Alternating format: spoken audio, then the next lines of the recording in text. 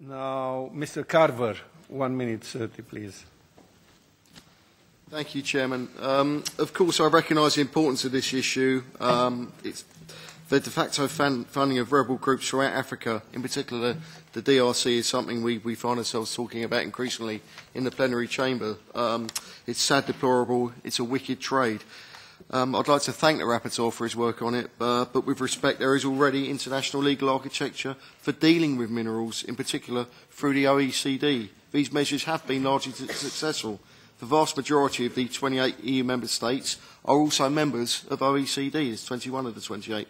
The European Union, therefore, on this matter is acting as nothing more than a grossly overpaid middleman between the international organisations and member states.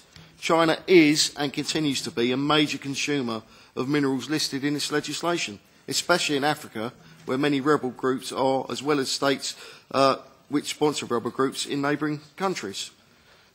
An inclusive and regional system set up by the EU, in particular without the inclusion of China, China will not agree to an EU-devised police system.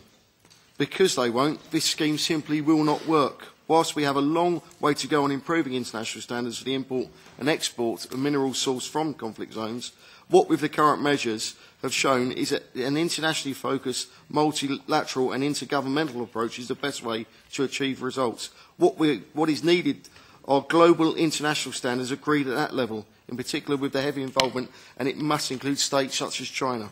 This scheme could become burdensome on African producer nations and incentivise corruption for officials, particularly given that certificate of origin may be issued fraudulently. The certificate of origin is really the key to this working. So if this legislation duplicates what already exists or seeks to outflank it through EU-heavy legislation, it will impact negatively. What is needed is international standards, with China heavily involved as a major consumer. Thank you very much. Thank you.